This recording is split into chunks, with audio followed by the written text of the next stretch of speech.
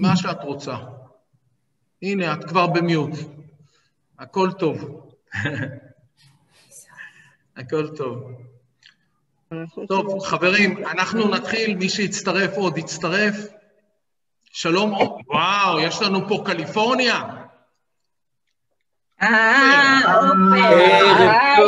חמוד שלנו. בוקר טוב, עופר. ערב טוב לכולם, ערב טוב, שנה אזרחית טובה. אני מבין שלא עובדים בשעה כזאת בצד המערבי. עובדים, אבל זהו, אז אני כנראה צריך לברוח, אבל... אין בעיה, אין בעיה. לכבוד הוא לי להצטרף. לכבוד הוא לי להתחיל את הסדרה הזאת, גם בדודה שלי הצטרפה, אני עכשיו מסודר. חברים, אנחנו נתחיל. אני עושה share לדבר הזה. מה את אומרת? הנה יעלי. יעלי גם פה, אוקיי. יעלי. אלי, אני לא רואה אותו. את אלי ואסקי אנחנו לא רואים. אופטימייז ושאר. רגע.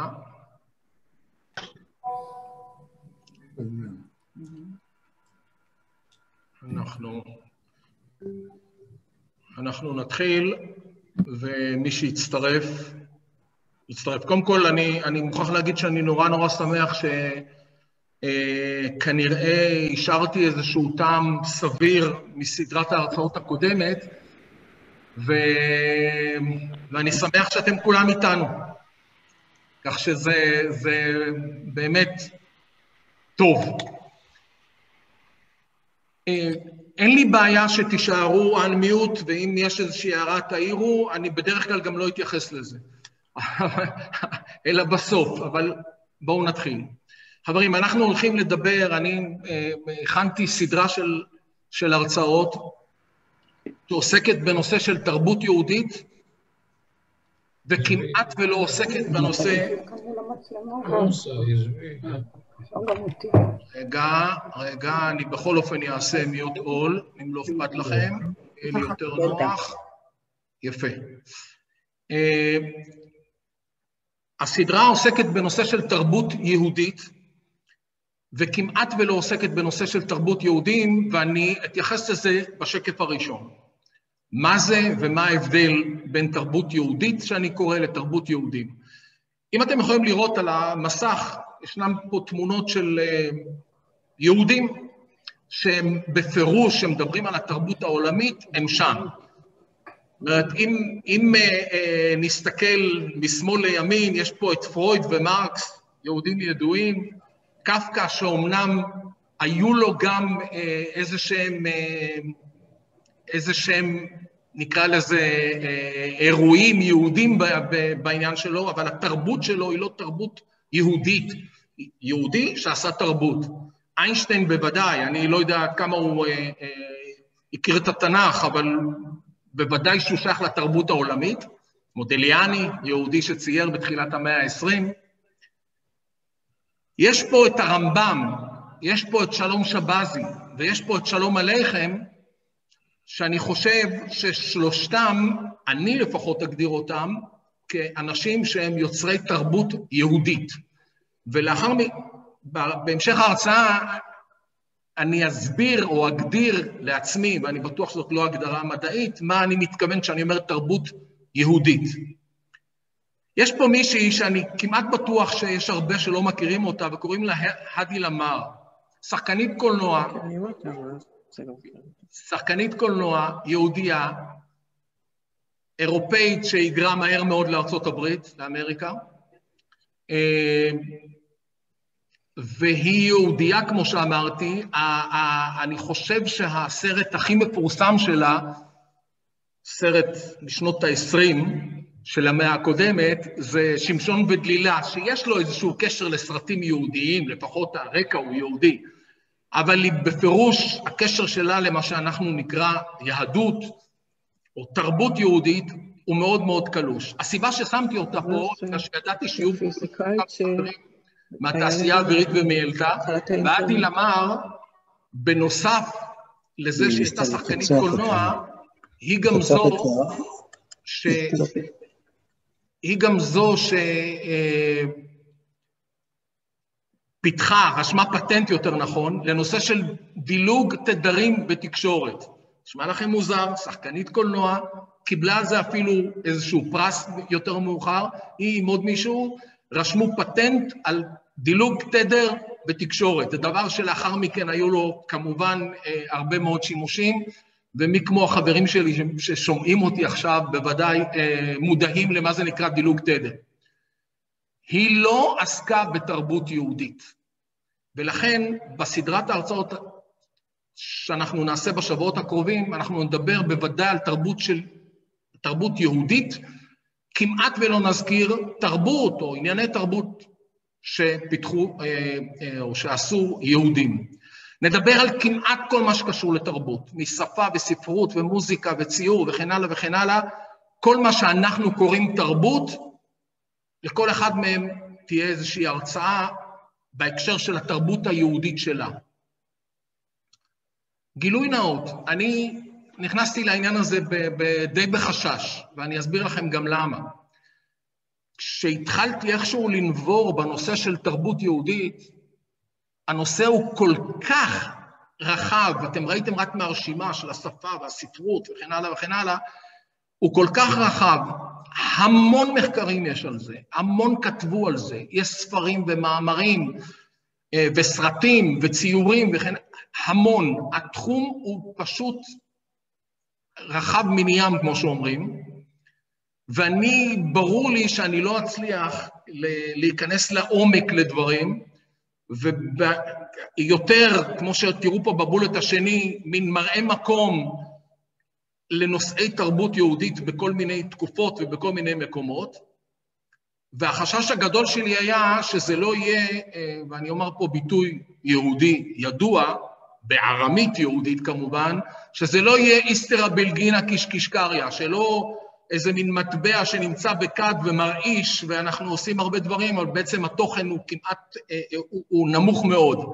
אני מקווה שזה לא יהיה המצב, אבל שתדעו שבסופו של דבר, התחום הוא כל כך רחב שנאלצתי להתרכז בדברים מאוד מאוד ספציפיים. וכשחשבתי לעצמי למה אני בכלל עושה את זה, בשביל מה, למה אתה מכין כאלה הרצאות, אז נזכרתי באמרן, מכתב של איינשטיין שכתב ב-1930 לבן שלו, חלק ממכתב הוא כתב, החיים זה כמו לרכב על אופניים. אתה צריך להתקדם כל הזמן, בלי לעצור, כדי שלא תאבד את שיווי המשקל. ושיווי המשקל בזמננו, במצבנו וכן הלאה וכן הלאה, הוא די רופף, וכדי שלא ניפול ולא נעצור, צריך כל הזמן להתקדם. ולכן הכנתי את סדרת ההרצאות הזאת. נתחיל במה זה ההגדרה של תרבות, כי אפשר לדבר על תרבות יהודית, אבל צריך קודם כל להבין מה זה תרבות. אז יש פה, אני ארשום פה כמה הגדרות, ומתוכם אנחנו נצא לעניין של היהדות. הגדרה מאוד ברורה שזה ערכים ואמונות ותפיסות עולם, טקסים ומיתוסים שבאים לידי ביטוי בהתנהגות. הגדרה שנייה היא דומה, התנהגות ואורחות חיים, אבל יש פה משהו שכתוב, המורשת המתפתחת של ערכים ואמונות ונורמות ואידיאלים. זאת אומרת, לא רק איך אנחנו מתנהגים, יש גם הנורמות ומה האידיאלים שאנחנו חושבים עליהם או מאמינים בהם, וזה תרבות. וההגדרה השלישית מוסיפה עוד כמה פרטים, שזה השכלה ומדע ודת ומוסר, ארגון חברה, וכל זה מכניסים בתוך מה שאנחנו קוראים תרבות, או בני תרבות, התרבות הכללית או התרבות היהודית. אגב, אני מכיר את זה מהעולם האורתודוקסי הישיבתי, המקום היחידי שבתנ"ך יש את המילה תרבות, היא בפסוק תרבות אנשים חטאים, שמשה רבנו אומר לשני השבטים שרצו להישאר מהצד השני של הירדן ולא להיכנס לארץ, זה גד וראובן, הוא נוזף בהם ובין השאר הוא אומר להם תרבות אנשים חטאים. ובישיבות תמיד כשהיו מדברים בזלזול על נושא של תרבות, הכוונה היא לתרבות חילונית, היו אומרים, נו באמת, תרבות אנשים חטאים. אנחנו לא נדבר על זה היום, לא ניכנס לזה גם היום, כי אני חושב שתרבות, כמו שאמרתי, כמו שראינו עכשיו, זה מכלול הרבה יותר רחב וגדול. יש פה שני מילים שהייתי רוצה להתייחס אליהם. אחד, זה המילה מתפתחת, וברור לנו שכשאנחנו מדברים על תרבות, אז תרבות זה לא משהו כפו, והמילה של חברה, זאת אומרת, תרבות צריך להתייחס לאיזושהי חברה, לא דומה תרבות של חברה סגורה או מחוברת אחת לזו השנייה. לפני כמה שנים נכתב ספר שנקרא זמן יהודי חדש, תרבות יהודית בעידן חילוני. זה 5 כרכים למעשה, אנציקלופדיה של 5 כרכים. מי שכתב אותה, מי שארגן את זה, זה יאיר צבן, שהיה פעם חבר כנסת של מרץ עם ירמיהו יובל, שהוא פילוסוף, על הירחמו כבר, שניהם אני חושב, נפטרו, אבל פילוסוף, פרופסור פילוסופיה, חתן פרס ישראל וכן הלאה. וזה בא בהקשר או על רקע הסיפור שאנחנו כולנו מכירים על העגלה הריקה והעגלה העמוסה.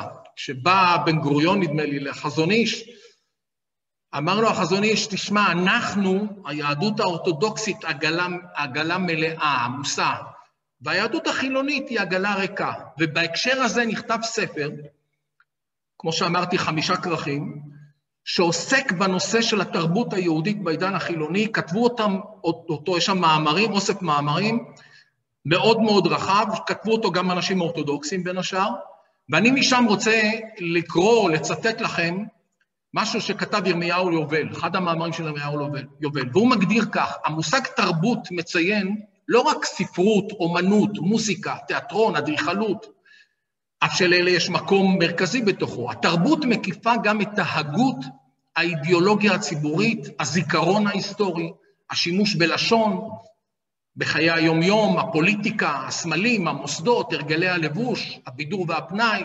בקיצור, כל מה שבני אדם יוצרים במשותף, ואשר חוזר ומשפיע על פירושי העולם שלהם ועל יחסיהם ההדדיים.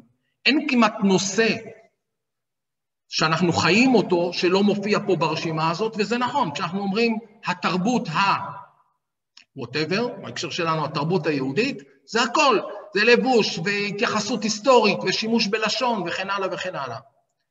ואז מתחילה שאלה שהיא לא כל כך פשוטה. האם לנו היהודים יש, נכון שאנחנו יש דברים מאוד משותפים, האם העולם שלנו הוא עולם אחיד וסגור? ולצורך זה שמתי פה כמה תמונות של יהודים, כולם יהודים, יהודים כשרים גם על פי ההלכה. ובואו נתחיל רגע מימין לשמאל. יש פה את מנדלסון. מנדלסון, אמנם היה לו חינוך אורתודוקסי, הוא היה אפילו, הייתה לו סמיכה לרבנות, אבל הוא אבי ההשכלה לפני כ-150 שנה.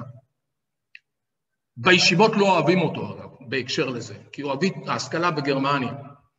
ניקח יהודיה מתימן, לא היום תימן, אלא התימנים, מה שנקרא, של היום, שגרים בארץ, אלא לפני אלה שעלו במה שנקרא תרמ"ב, אלה בתמר, אלה שעלו לפני 100 שנה, 50 שנה, עם לבוש מסוים ועם התנהגות מסוימת ועם הרגלי בידור ופנאי מסוימים וכן הלאה. בוא ניקח, אמנם כתוב פה ליצמן, אבל זה יהודי, אירופאי, חסידי, שהלבוש שלו והלבוש שלה לא בדיוק, או ניקח יהודי, שוב כתוב פה בבא סאלי, יהודי מצפון אפריקה, התרבות שלו, של ליצמן, של בן גוריון, של היהדות האמריקאית, נקרא לה קונסרבטיבית או רפורמית או חילונית, אבל עם קשר ליהדות, כי ברברה סטרייסנד שרה את אבינו מלכנו, היא לא מנותקת מהיהדות. ודאי שפינוזה, פילוסוף הפילוסופים, שנדבר עליו כשנדבר על ההגות היהודית, או נכון לשנים האחרונות, יהודים מאתיופיה שעלו. יהדות מנותקת לגמרי מהיהדות שאנחנו מכירים באירופה או בצפון אפריקה או בבבל וכן הלאה.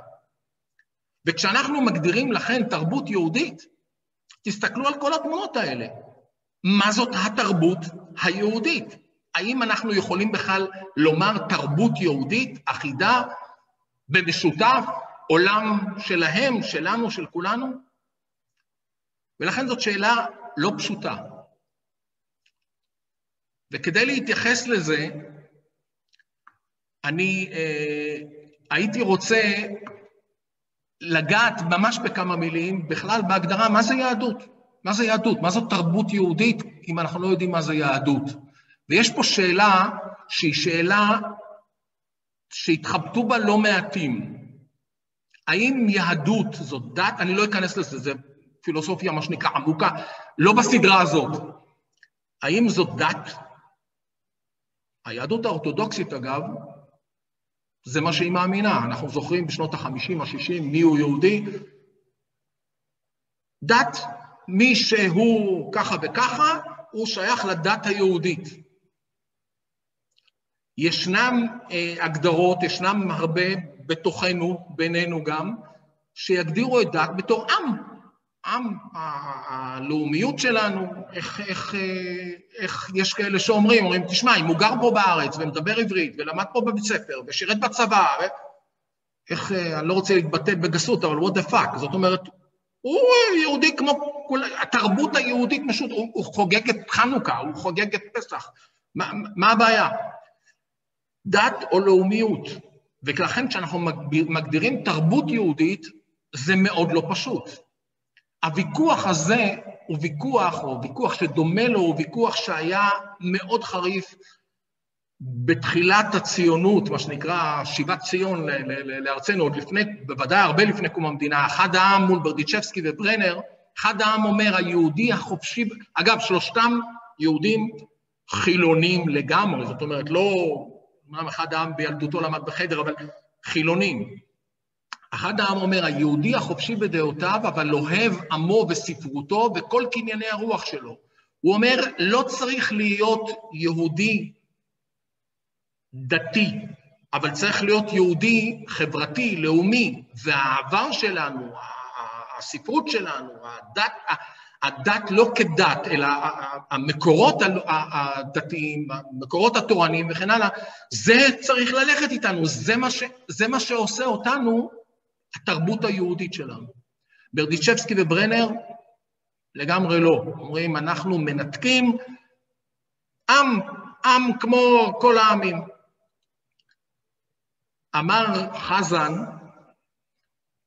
ממפ"ם, אמר פעם, אנחנו רצינו לגדל, כשבאנו לארץ, דור של אפיקורסים, ואנחנו גידלנו דור של אמרצים. מי שלא יודע מה זה אמרצים, זה אנשים בורים שלא יודעים כלום, מעברם, מהתרבות שלהם וכן הלאה.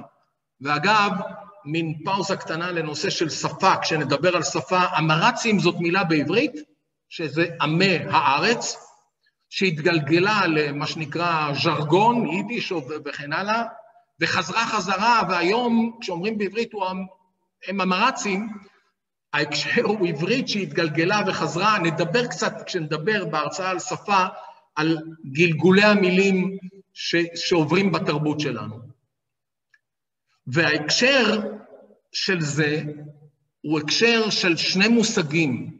אנחנו עם לבדד, שאנחנו נמצאים ומפוזרים בכל העולם, חלק מרצוננו וחלק בגלל שככה הכריחו אותנו לחיות לבד, מבודדים, אי אפשר ללמוד אז במוסדות הכלליים, כמעט ואין חיכוך תרבותי עם התרבות הכללית, בגלל שלא מאפשרים וכן הלאה, ויש גם מושג של לגור בארץ לא מלשון גר, אלא מלשון מגורים, זאת אומרת, בוודאי ב-50 שנה האחרונות, נניח ארצות הברית או אירופה, או במשך הרבה מאות שנים בעיראק, היהדות העיראקית, או הצפון אפריקאית, או הספרדית, היו תקופות שהם היו בפירוש מעורים בחברה הכללית, וזה השפיע על התרבות היהודית, ואנחנו נתייחס לזה עוד מעט. אלברט איינשטיין אומר, אגב לא מצאתי לזה, זה מהוויקיפדיה, אז יסלחו לי אם זה לא נכון, כי יש גם מקרים כאלה, אבל שם נאמר שאלברט איינשטיין אמר, התמיכה בחיים התרבותיים היא צורך ראשוני בעם היהודי, ולא היינו קיימים כעם אלמלא הפעילות הממושכת של הלימוד ושימור התרבות. היום בארצות הברית באוניברסיטאות זה קוריאנים, הודים וסינים, אבל בפירוש הסיפור של לימוד ושימור התרבות, במיוחד התורנית, בואו לא נתבלבל, כי לא נתנו ליהודים באירופה ללמוד באוניברסיטאות, כמעט עד ל100 שנה האחרונות. רבי סעדיה גאון, שאני אדבר עליו הרבה, הוא לדעתי קצת downgraded, אני לא בטוח שחלק גדול מאוד מהקהל פה מכיר אותו, שמע עליו.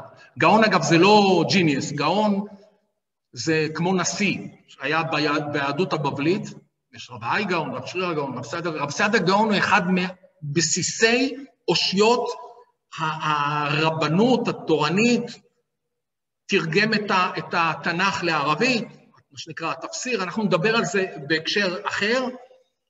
הוא אומר, אין אומתנו אומה אלא בתורותיה. מהדהד לכם קצת את מה זה יהדות. האם יהדות זה האינטלקט או החברה, או היהדות זה התורה. לא רוצה להיכנס מה זה תורותיה ולא תורתה. יש פה שתי תורות, יש גם תורה שבעל פה, אבל נעזוב את זה כרגע. וההתייחסות התרבותית השלישית היא של הרצל.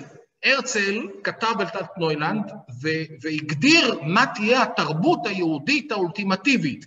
כעת בוא לא נתבלבל, הרצל אירופאי, הרצל מכיר תרבות שהיא לא בדיוק מזרח תיכונית.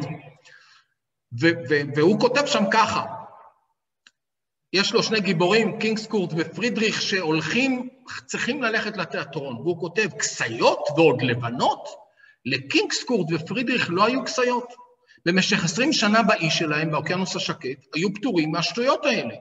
אבל עכשיו הם נקלעו למצב מביך, יציאה לתיאטרון בחברת גברות, ונאלצו לנהוג כבני תרבות. חברים, זה פה, זה באלטנוילנד שלו פה בארץ. אם אין כסיות לבנות, לא הולכים לתרבות, לא הולכים לתיאטרון. זאת מבחינתו התרבות האולטימטיבית היהודית שצריכה להיות בארץ. ואחד העם, שדיברנו עליו קודם, צוחק עליו. והוא כותב מאמר על האלטנוילנד, והוא אומר ככה, אחד העם. הוא מספר שם על ירושלים, הוא אומר, ירושלים נחלקה לשתי ערים, העיר העתיקה והעיר החדשה. האחרונה, זאת אומרת החדשה, היא כמו כל שאר הערים שראינו, גדולה ויפה מהם. ואין מה לראות שם, חוץ מבית המלאכה של הצייר הגדול איזקס. אגב, שם לא בדיוק, לא יצחק. שמו של הצייר הזה מעיד עליו כיהודי הוא, אבל בבית מלאכתו אין רמז ליהדותו, ואין אנו יודעים אם יש בין ציוריו גם יצירות יהודיות מחיי עמנו, בעבר ובהווה. זוכרים, אחד העם אומר, אנחנו חילונים, אבל אנחנו לא מתנתקים עם העבר. אבל אחת טרח המחבר, הרצל להודיענו, לורד אנגלי אחד עם אשתו באים לבית מלאכתו של איזקס, והוא מצייר את תמונתה של הליידי היפה. כל כך גדול כבודו של הצייר היהודי. אחד העם צוחק על הרצל, ומסביר לו שבעצם הסיפור התרבותי שהרצל מנסה לנחש לנו פה בארץ, באלטנוילנד שלנו, תרבות אירופאית מסודרת, זה לא זה, אלא יש לנו משהו אחר מאחורינו. כשאנחנו מדברים על תרבות כללית, ותהיה לזה התייחסות בתרבות שלנו, של אנשי התרבות, האומנות וההגות והספרות והציור וכן הלאה, היהודים, צריך לזכור שאנחנו לא המצאנו הכל. אני יודע שחלקנו נוהגים לטעון ולחשוב שזה אנחנו הכל. אם לא היהודים, אז מי יודע.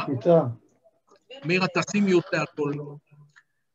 אבל צריך לזכור שהמצרית, התרבות המצרית, זאת תרבות שפיתחה או יצרה תרבות אדירה, כולל האלגברה וכן הלאה. התרבות של חמורבי, בבל. ברכות. רגע, נעשה מיוט אול, למה אחרת זה קצת מפריע לי. בבל, אשור, יוון, התרבות ההלניסטית, זה לא שהם השפיעו על כל העולם, זה הרי ברור, אבל גם חלק מהתרבות שאנחנו קוראים התרבות היהודית, ניזונה מהתרבויות האלה. ולא הפוך. הפוך מאוחר יותר, הנצרות מאיתנו, אנחנו נתנו לעולם את ספר הספרים, אבל לאחר מכן הנצרות לקחה את זה הלאה והתנתקה מאיתנו. כמובן שבשלב יותר מאוחר באירופה, התרבות האוסטרו-גרמנית, הצרפתית, הספרדית, הצפון אפריקאית, שאנחנו לא כולנו מכירים את זה, ואני עוד מעט אתייחס לזה בכמה מילים. כמובן אירופה ואמריקה בשנים האחרונות. אנחנו, כמו שאמרתי, נתנו לעולם את התנ"ך, אבל צריך לזכור שמה שיש לנו היום כנכסי תרבות תורניים, אנשים לא רבים, רוב העם היהודי בעולם היו פשוטי עם. כמה אילוצים. צריך להבין שכשאנחנו מדברים על תרבות יהודית, היהודים היו בגלויות, וזה הגדיר ביזור. כמו שהזכרתי קודם,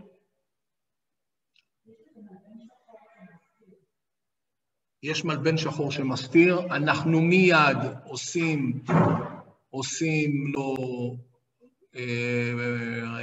רגע, שנייה, סליחה שנייה, הייד, הכל טוב. היו המון גלויות לישראל, וזה אומר שיהדות בבל ויהדות ספרד ויהדות תימן ויהדות אירופה שאחר כך גלשה, יש ביזור גדול, ובכל מקום כזה נוצרה איזושהי תת-תרבות מסוימת.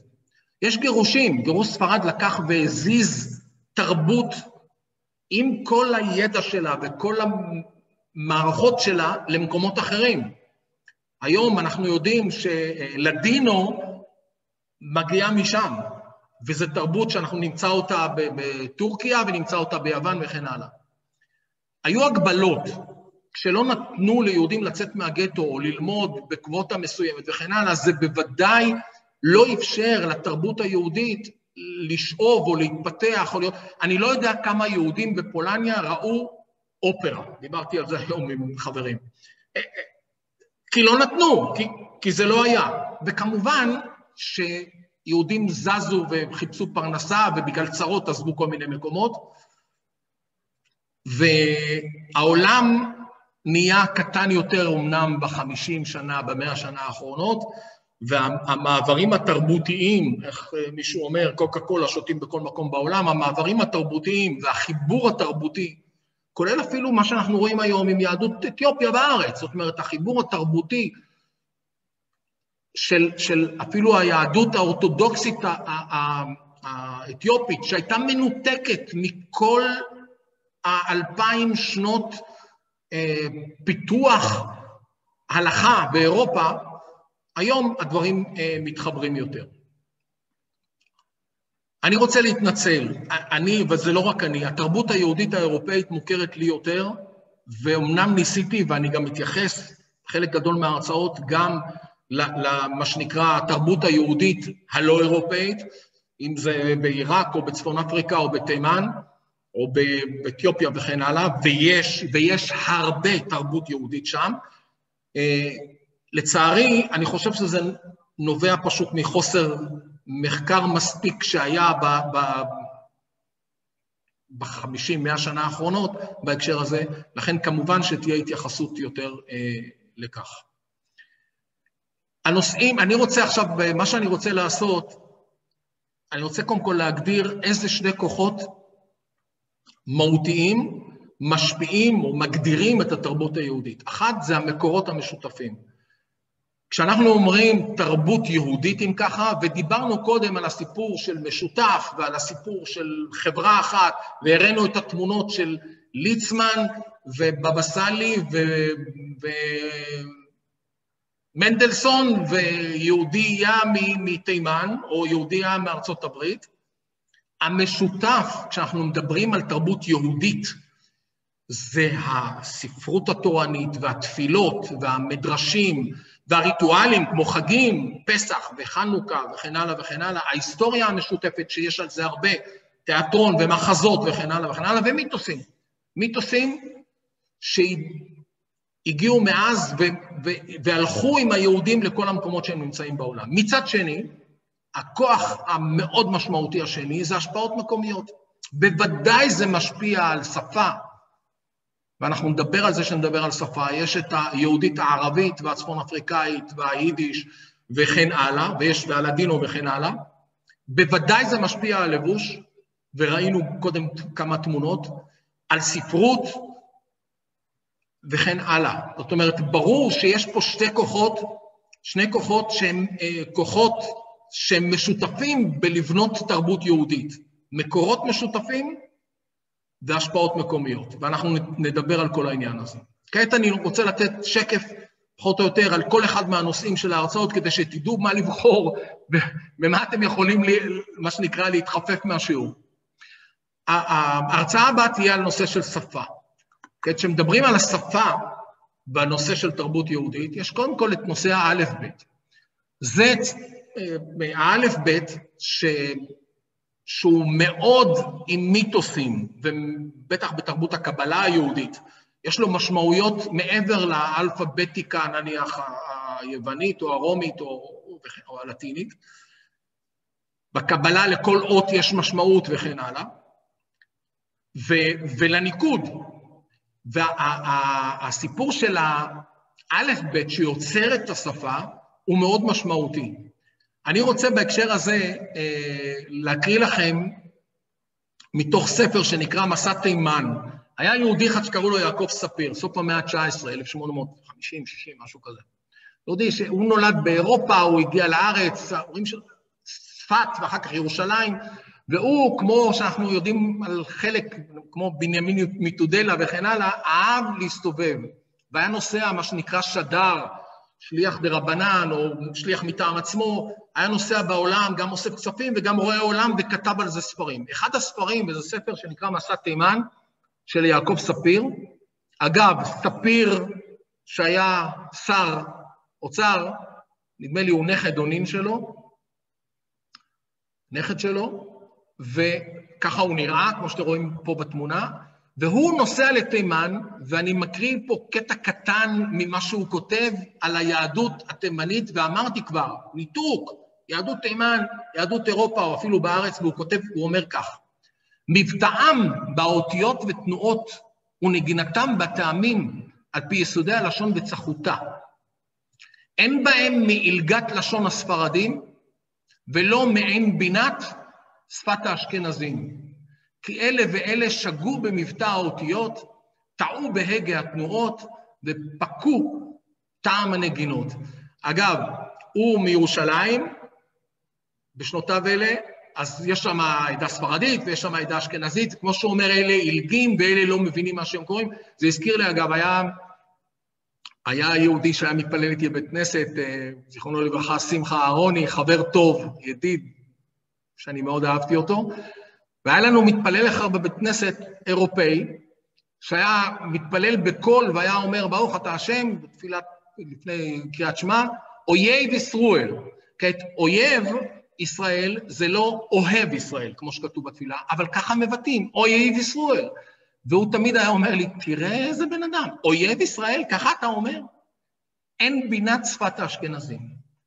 והוא ממשיך וכותב ככה, אלה ואלה שיחתו הקריאה הנכונה, בין רפיון בגד כפת לחוזקן, לא יבדילו, בין א' לעין, בין ב' רפה לבב, בין ח' לכף רפה, בין כף דגושה לקוף, בין ת' לת', בין ת' רפה לסמך, לא יפרישו, ותהי לנו מחצית האותיות לשווא. כן עם התנועות, איש לדרכו יפנו וינור, אלה הקמץ יפתחו, והצעירי יסגלו, והחולם יקמצו. בקיצור, הוא בא בטענות עלינו, שאנחנו פה לעומת היהדות התימנית. שפה יהודית, תרבות, בסיסה הוא השפה, ואנחנו רואים שהשפות קצת, כשאנחנו אומרים שפה יהודית, זה קצת השתנה. שפת התנ"ך, ברור לנו מהי שפת התנ"ך, אבל אם תקראו פה, אני לא בטוח שתבינו את המילים, זה מהתנ"ך. כמה שזה נשמע מוזר. התנ"ך זה לא רק בראשית ברא אלוהים, אלא זה מספר דניאל מהתנ"ך.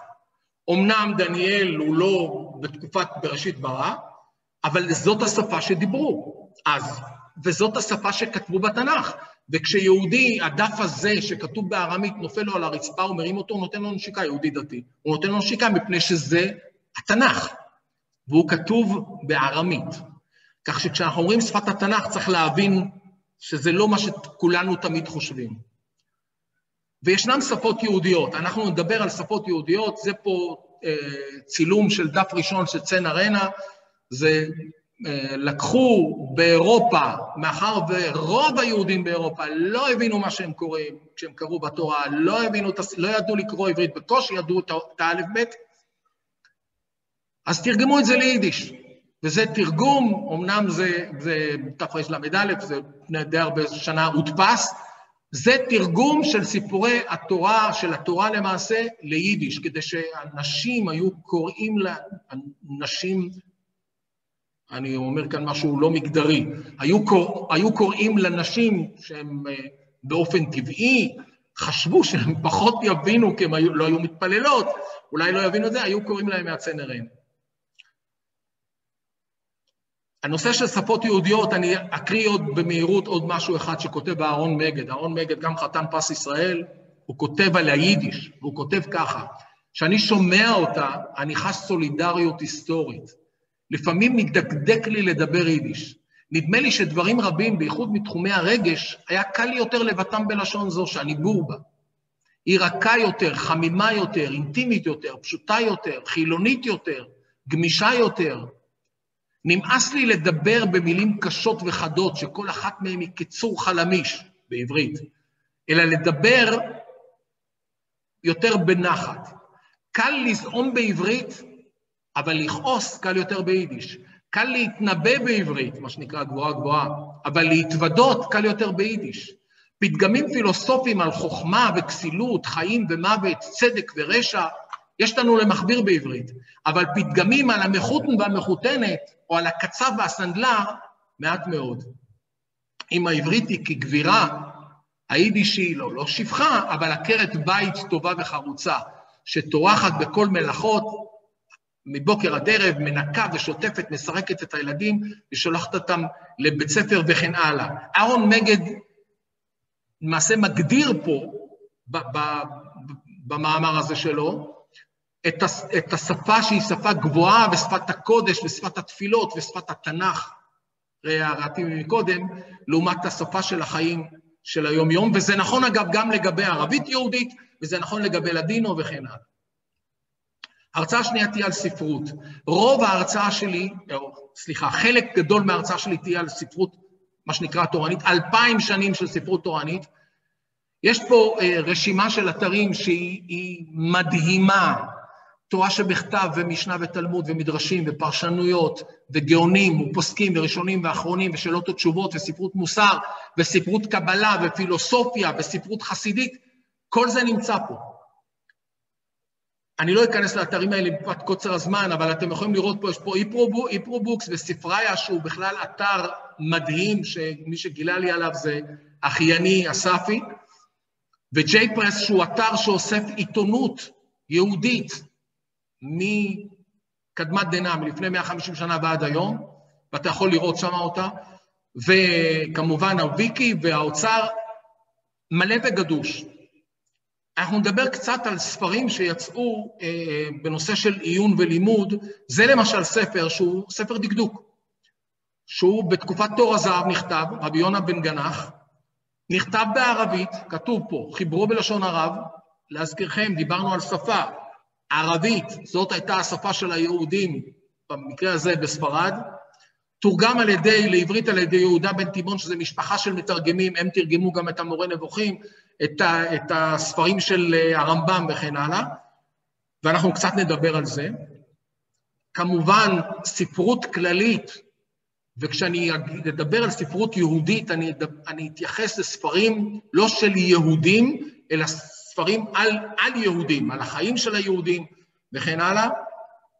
מה שיש פה זה של י"ל פרץ, גקליבן דר ציילונגן, שזה אומר סיפורים נבחרים, אסופה שהודפסה ב-1942, ואנחנו נתייחס בנושא הזה לנושא של הספרות היהודית. כמובן שירה אי אפשר בלי יהודה הלוי, שוב שירה יהודית, לא שירה של יהודים, ופה אני רוצה בהקשר הזה גם לקרוא לכם משהו שמנדלי מוכר ספרים, מתוך התחלת הספר שלו בימים ההם, והוא כותב ככה, על הספרות היהודית. הוא אומר, באמת, מה לי לספר מחיינו בדורותיי? גדולות ונצורות. הרי לא אני ולא בית אבא לא היינו מפליאים את העולם במעשינו. דוכסים, פרקוסים, אסטרגטים ובעלי מלחמות לא היינו. בואו נזכור, העיירות באירופה, בפולין וברוסיה. אנשים שהיו רואי אבזים ובעלי פאבים. על יעלות חן ועלמות יפהפיות לא אגבנו, להתנגח כעתודים איש עם חברו, דו-קרבים, או לעמוד כעדי ראייה על דם אחרים במלחמת שניים, לא ניסינו, כיצד מרקדים עם קלות ובתולות במשתי היין, לא ידענו, לצוד, רומנטיקה גדולה, לצוד סייד נפש חיה, בשדות ויערים לא יצאנו, לקצווי ארץ וימים רחוקים לא נסענו, בסוד משחקים ומשחקות לא באנו, ועל שרים ושרות ותענוגות בני אדם ממוננו לא בזבזנו. קיצור הדברים, כל הפרפראות לסיפור המעשה, שיהיה ערב וממשיך לב הקוראים, כל אלה אינם אצלנו. ובמקומם, מה יש לנו? יש לנו חיידר ומלמד וריש דוכנה, מורה, מלמד, ושטחנים וחתנים וקלות, רב רביה עם זעיריה, זה אנשים בכירים ואנשים זעירים, תפליה עונשיה, תינוקות ונשים, יבמות ועגונות, אלמנות ויתומים, נשרפים ויורדים מנכסיהם, חוזרים על הפתחים להרבה שבתות ולמועדים, בטלנים, גבאים, מקבלים וקופות צדקה, כאלה שאוספים נדבות, כל מיני פורענויות וכל מיני דלות ועניות ואביונות וכל מיני פרנסות משונות, ועל זה רוב הספרות היהודית, שאנחנו אומרים על ספרות יהודית, מספרים את סיפורי העיירה, לא סיפורים של דו-קרבים, אלא סיפורים באמת של החיים האמיתיים, וזה היה רוב החיים. מה שלי תפס את העין פה, מנדלי מוכר ספרים, אמנם היה לו ילדות תורנית, אבל הוא האבא של הסופרים היידישיים והעבריים בכלל, באודסה,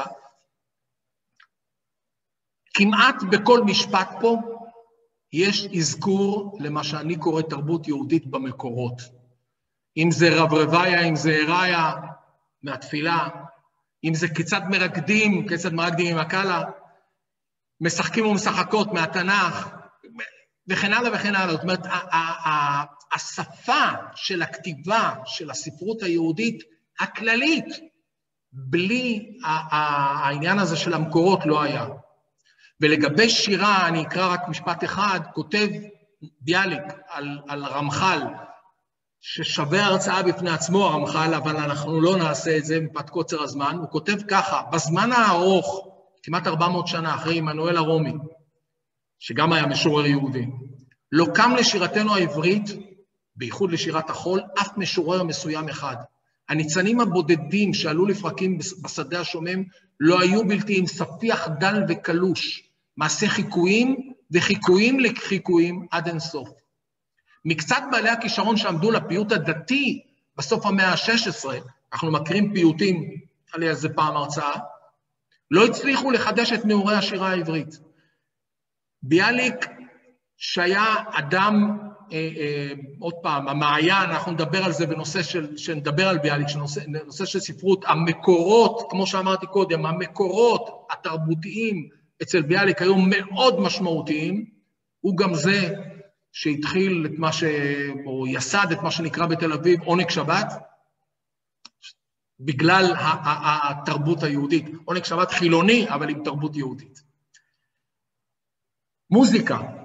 תראו, כתוב אמנם הללו בתקע ושופר, והלוויים היו שרים וכן הלאה, אבל מוזיקה יהודית, מה שנקרא, בטח במאות האחרונים, כמו הרבה דברים אגב אחרים, נלקחו ממה שהם ראו בסביבתם. אנחנו כולנו מכירים גם אצל היוונים וגם אצל האחרים, היו מסתובבים בשווקים, כאלה שהיו מנגנים או עושים כל מיני בתחנויות, וזה זלג ליהודים. וברור שכשאומרים מוזיקה, אני לא מדבר על המוזיקאים היהודיים העכשוויים, מוזיקה שלפני 100-200 שנה, מוזיקה יהודית מה שנקרא, זה קלזמרים ובטחנים ונגנים יהודים עם הכינור לא יודע מה, והטוב שהיו מסתובבים בחתונות, בפורים, והיו מנגנים, ומשם צמחה מה שאנחנו קוראים המוזיקה היהודית. אני רוצה להשמיע לכם משהו של ג'יגן, לא בהקשר של ג'יגן, אלא בהקשר באמת של בטחנים, ומזה אנחנו קצת נגלגל ונבין כמה דקות איך נראו הקלזמרים של הבטחנות של פעם.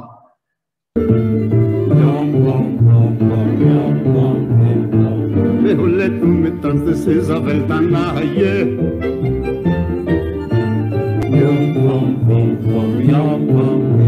Wenn er Stimme trinkt, es ist doch lebendig und freilich.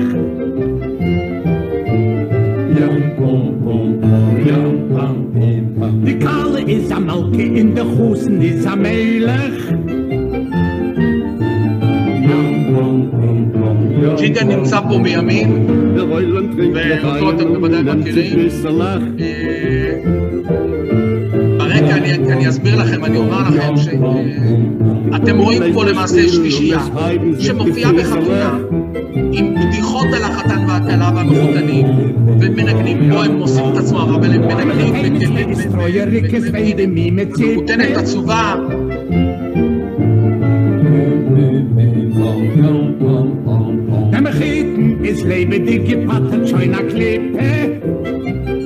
המחותן מבסוט שהוא התפטר מהקליפה, מהבת שלו הקליפה.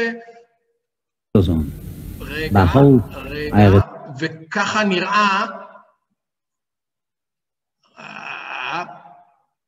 אוקיי, ככה נראה הקלזמרים או הבטחנים היום מופיעים, כמו שאמרתי, בחתונות, במסיבות, באירועים, ברחובות, בקהילות, וככה היו מנגנים. כמובן שמזה התפתח יותר מאוחר פיוטים, חזנות ומוזיקה חסידית. אגב, חזנות עם קונוטציה, אנחנו כשנדבר על מוזיקה נדבר קצת על זה, ונראה שיש לזה גם קונוטציה, או לא קונוטציה, שאיבה מסוימת מבחוץ, כמו בהרבה מאוד דברים, מאופרה או משירה דתית כללית, כנסייתית, והמוזיקה החסידית כולכם בוודאי מכירים.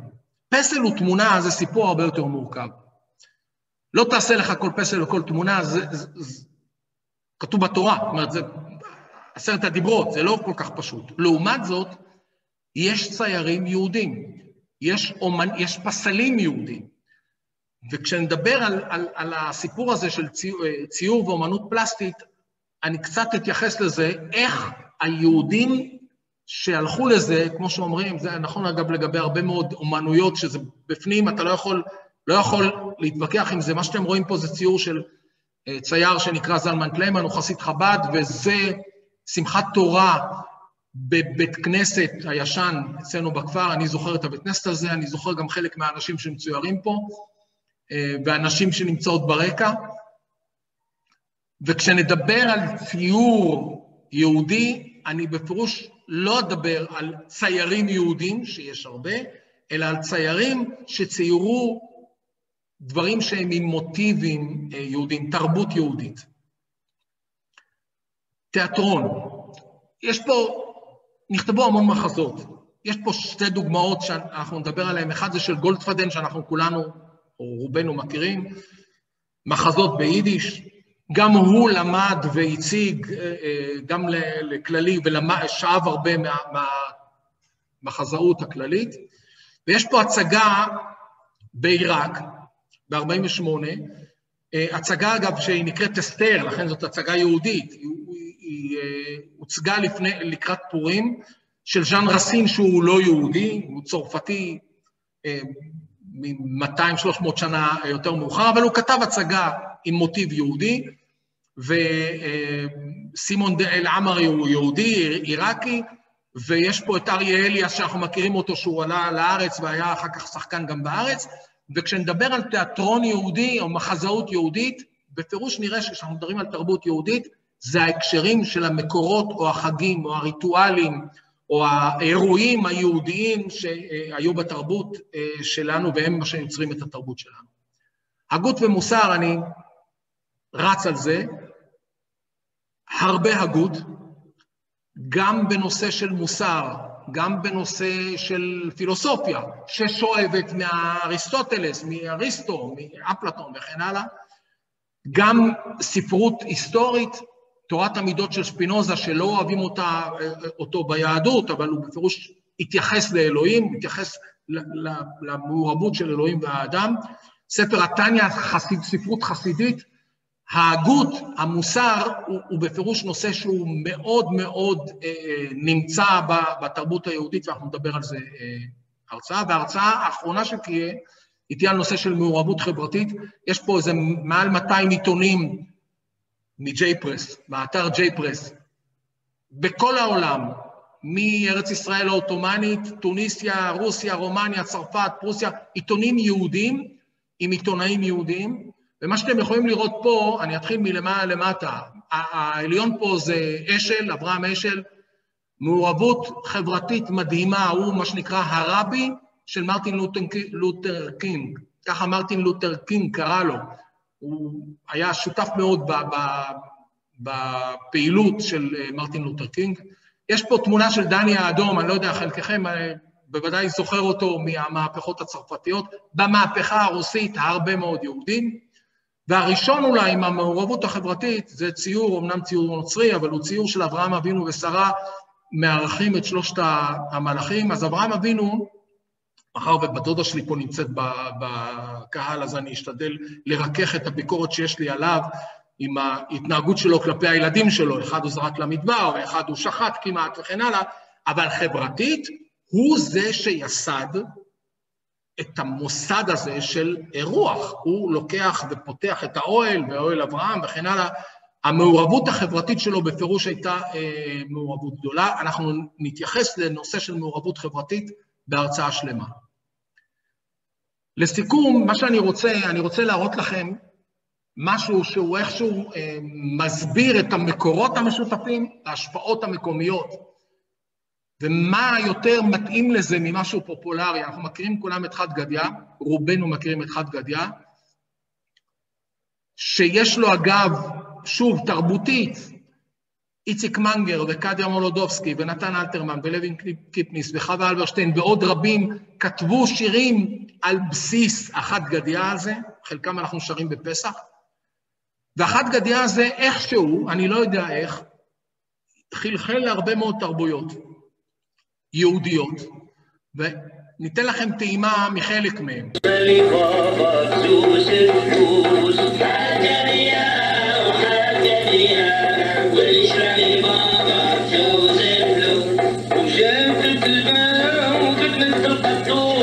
מה שאתם שמעתם פה זה שיר חד גדיא בתוניסיה, בערבית יהודית טוניסאית, זה אגב לא הערבית הרגילה. ועוד אחד בערבית. واحد جدي واحد جدي وأجا الدور وشرب المية التي طابت. ואתם יכולים לראות שהחד גדיא הזה ששרו אותו בפסח, בכל תרבות תרגמו, בכל תרבות יהודית מבוזרת תרגמו אותו אחרת. השלישי פה, חד גדיו, חד גדיו, חד גדיו, חד גדיו, דזאבן נבו, דזאבן נבו, דזאבן נבו,